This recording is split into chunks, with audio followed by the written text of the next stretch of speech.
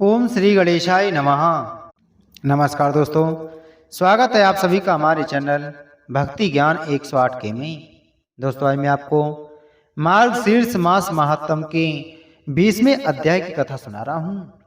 श्री भगवान ने कहा, हे चतुर्मुख, ध्यान का वर्णन सुनो। मैं प्रसन्न मन से इसका वर्णन करूंगा। इसे सुनने से मनुष्य पृथ्वी पर सौभाग्य प्राप्त करता है। ध्यान करने योग्य स्वरूप भगवान का ध्यान इस प्रकार किया जाना चाहिए। भगवान कमल के समान आसन पर विराजमान हैं, जो रत्नों से सुसज्जित और प्रकाशित स्थान पर स्थित हैं। पास ही कल्प वृक्ष चमक रहे हैं। रत्न जड़ित यह स्थान एक भव्य उद्यान से घिरे स्वर्णिम पृष्ठभूमि वाले मंडप में चमक रहा है। उनकी चमक नीलमणि जैसी गहरी नीली है। वे एक छोटे बच्चे के रूप में हैं। उनके बाल गुड़ जैसे चमकदार उनके चेहरे पर बिखरे हुए हैं। उनका चेहरा मधुमक्खियों के झुंड से घिरे हुए पूर्ण विकसित कमल के समान सुंदर हैं। उनकी आंखें नीले कमल के समान हैं। हिलते हुए कानों के कुंडलों के कारण उनके गाल चमक रहे हैं। नाक सुडौल और सुंदर है। होठ लाल हैं। पूरा चेहरा मुस्कान से भरा है। उनके गले में कई आभूषण अपनी चमक बिखेर रहे हैं। वे अपने नाखून पकड़े हुए हैं। उनकी आंखें कमल के समान हैं। गायों द्वारा उड़ाई गई धूल के कारण उनकी छाती मैली और धूसर हो गई है। उसके अंग सुपोषित हैं। वे सोने की तरह चमक रहे हैं। उसके कुल्लों और सुंदर पिंडलियों और जांघों के जोड़ों में झंझनाटी घंटियां की लड़ियां बंधी हैं। वे बंधु जीव पुष्प की भांति कमल के समान हाथ पैरों की उत्तम आभा से चमक रहे हैं। वे हंस रहे हैं। उनके दाहिने हाथ में खीर है। उनके बाएं हाथ में ताजा शुद्ध मक्खन है। वे अग्नि हैं, जो पृथ्वी पर बाण बन चुके असंख्य दैत्यों को भस्म कर देती हैं। वे पूतना आदि का वध करने में लगे हुए हैं। भगवान गोपियों और ग्वालों के समूह से घिरे हुए हैं। देवों के स्वामी को इंद्र आदि प्रणाम करते हैं। भक्ति पूर्वक विनम्र होकर उसे प्रातःकाल श्री कृष्ण का स्मरण करके सर्पों के स्वामी वज्र आदि का भी पूजन करना चाहिए। भक्त को श्वेत कमल के समान मक्खन तथा दही मिले हुए दूध से उन्हें प्रसन्न करना चाहिए।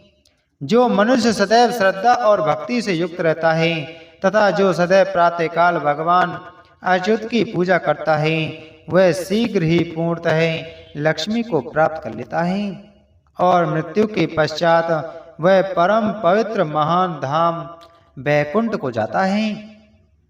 हे पुत्र, इस मंत्र का उल्लेख पहले ही हो चुका है, जिसका नाम श्रीमद् दामोदर है। यह संपूर्ण जगत को मोहित करने वाला है। जो इसके प्रयोग के अधिकारी हैं, वे इसे सुने। हे पुत्र, यह परम महत्वपूर्ण मंत्र तुम्हें किसी अयोग्य व्यक्ति को नहीं देना चाहिए। शीघ्र सिद्धि प्रदान करने वाले इस रहस्य की रक्षा बड़े प्रयत्न से करनी चाहिए। गुरु को ऐसे शिष्य को स्वीकार नहीं करना चाहिए जो आलसी, मलिन, दुखी तथा कपट और मोह से युक्त हो। वह शिष्य दरिद्र, रोगी, क्रोधी, व्यभिचारी और कामी ना हो। उसे ईर्ष्यालु और द्वेषी, दुष्ट और कटुवाणी वाला नहीं होना चाहिए। उसे अन्याय पूर्वक धन कमाने वाला तथा इस पर स्त्रीगामी नहीं होना चाहिए। उसे विद्वानों से द्वेष नहीं करना चाहिए। उसे सदा अज्ञानी या विद्वान होने का दावा करने वाला नहीं होना चाहिए।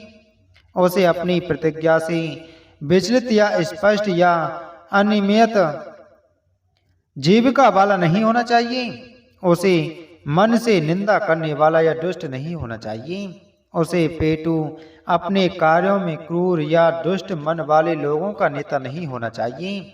उसे कृपण, पापी, भयानक या अपने शरणागतों को आतंकित करने वाला नहीं होना चाहिए। गुरु को ऐसे शिष्य को स्वीकार नहीं करना चाहिए जिसमें यह सभी कोई भी दुर्गुण हो। यदि वह उसे स्वीकार कर लेता है तो उसके दोष पाप गुरु को प्रभावित करेंगे। जैसे मंत्री का दोष राजा को प्रभावित करता है, जैसे पत्नी का दोष पति को प्रभावित करता है, वैसे ही शिष्य का दोष निसंदेह गुरु को प्रभावित करता है। अतः गुरु को चाहिए कि वह शिष्य की सदैव परीक्षा ले और उसके बाद ही उसे स्वीकार करे। शिष्य को मन, वचन और शरीर से गुरु की सेवा में समर्पित होना चाहिए। उसे चोरी नहीं करनी चाहिए, उसे सद्गुणों, श्रद्धा आदि से युक्त होना चाहिए और मोक्ष प्राप्ति के लिए प्रयत्नशील होना चाहिए। उसे ब्रह्मचर्य व्रत का पालन करना चाहिए, उसे सदैव पवित्र अनुष्ठानों के पालन में दृढ़ रहना चाहिए, उसका मन प्रसन्न, आशावादी होना चाहिए, उसे शुद्ध होना चाहिए और धूर्त नहीं होना चाहिए। उसका मन अशुद्धियों से मुक्त होना चाहिए, उसे दूसरों की सहायता करने में समर्पित होना चाहिए, उसे निस्वार्थ होना चाहिए, उसे अपने मन, शरीर, व्यक्तिगत सेवा और धन से गुरु को प्रसन्न करने वाला होना चाहिए। हे पुत्र, उसे उन सभी को प्रसन्न करना चाहिए जो उस पर आश्रित हैं और वह शुद्ध होगा। गुरु को चाहिए कि वह मंत्र केवल ऐसे ही स्वभाव वाले शिष्य को दे, अन्यथा नहीं। यदि वह अन्यथा निर्देश देगा तो देवताओं का श्राप उस पर पड़ेगा। हे पुत्र सुनो, मैं गुरु के लक्षण भी बताता हूँ। जो व्यक्ति इन लक्षणों से युक्त हो वही लोगों का गुरु होना चाहिए। जो व्यक्ति निष्पक्ष, शांत और स्थिरचित्त, क्रोध से रहित, सभी लोगों के प्रति मैत्रीपूर्ण, आचरण में अच्छा, महान और उदार है तथा संसार में सभी के साथ समान व्यवहार करता है, वह आदर्श गुरु के रूप में महिमावान है।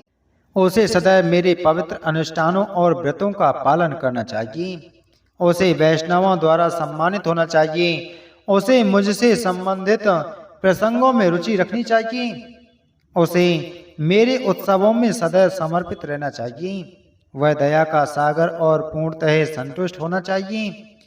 वह सभी जीवों की सहायता करने वाला और उनका उपकार करने वाला होना चाहिए। वह कामनाओं से रहित होना चाहिए। वह सर्वगुण संपन्न और निपुण सज्जन होना चाहिए। वह सभी विद्याओं में पारंगत होना चाहिए। उसे सभी संशय दूर करने में सक्षम होना चाहिए। उसे आलसी नहीं होना चाहिए। ऐसा गुरु एक आदरणीय ब्राह्मण होता है। वह जानता है कि विभिन्न समयों में क्या घटित होता है। उसे सभी का कल्याण करना चाहिए। इति श्री स्कंद पुराण के वैष्णव खंड के मार्गशीर्ष महात्म का 20वां अध्याय संपूर्ण हुआ। बोलो मार्गशीर्ष मास महात्म की जय। बोलो विष्णु भगवान की जय।